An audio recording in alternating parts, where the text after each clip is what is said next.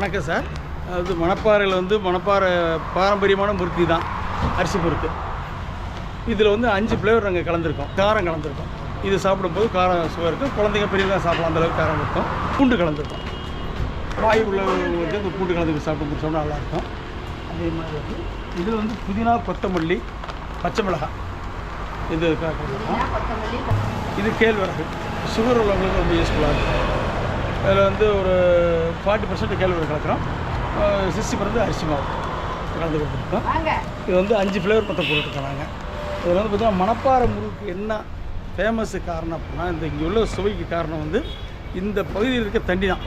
ஆரம்ப காலத்தில் வந்து இந்த நாங்கள் வந்து இப்போது போர்லேருந்து நேரடியாக எடுத்து அந்த தண்ணி யூஸ் பண்ணுறோம். வேறு காவேரி தண்ணியோ வேறு இதில் எதுவும் மிக்ஸ் பண்ணுறோம், ஒன்லி இந்த மணப்பாறை தண்ணி. அதே மாதிரி இந்த சுற்று வட்டாரத்தில் விளையிற அரிசி, இந்த பகுதியில் அந்த அரிசி மாவு வந்து சுவையாக இருக்கும். அதுதான் இந்த முறுக்குக்கு வந்து சுவையை கூட்டி கொடுக்குறாங்க. மணப்பாறையில் பார்த்திங்கன்னா சுமார் ஒரு 300-500 குடும்பங்கள் வந்து முறுக்கு தயார் பண்ணுறாங்க. தமிழ்நாடு மட்டும் இல்லை, வெளி மாநிலங்கள், வெளிநாடு எல்லாத்துக்கும் ஏற்றுமதி, அதாவது நாங்களும் ஏற்றுமதி கொடுத்துட்ருக்கோம். எங்களுக்கு வந்து அரசன் ஓட்ட சொல்லிவிட்டு நாங்கள் வந்து ஒரு நீண்ட காலமாக பண்ணிகிட்ருக்கோம்.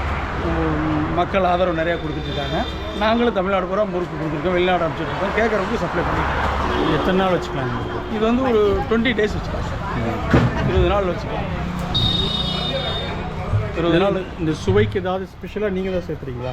இப்போ நான் இதில் வந்து பார்த்தீங்கன்னா இந்த நான் சொன்ன மாதிரி இல்லாமல் ஓமம், ஜீரகம், எள் இதில் வந்து சேர்த்துக்கிறோம். அது வந்து சுவை கூட்டி.